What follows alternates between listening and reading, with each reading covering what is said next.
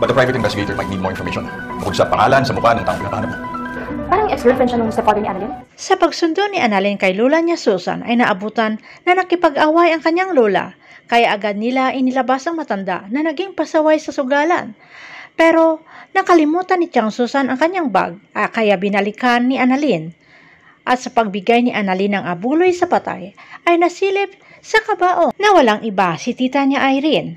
Bumalik na rin sila Tiang Susan at Josa, kaya tinawag sila ni Annalyn para tingnan ang patay na hindi nagkamali si Annalyn na ito talaga ay si tita niya Irene. Gusto pa sanang kunan ng picture ni Josa ang bangkay pero ikinagalit naman ito ng asawa.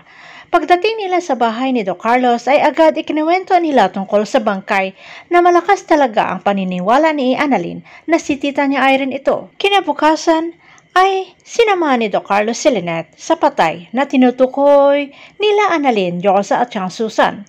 Walang takot na sumilip si Lynette pero hindi na ito si Irene ang nasa loob kundi ibang tao na malayong malayo sa itsura ni Irene.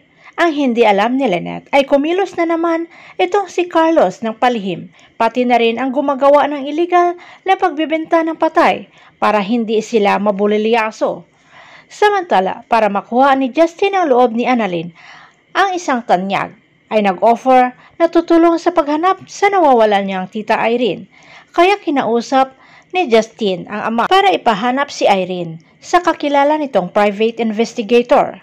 Lalabas kaya ang katotohanan na kasal pa rin si Carlos kay Irene at malalaman kaya na si Carlos mismo ang pumatay sa tunay niyang asawang si Irene?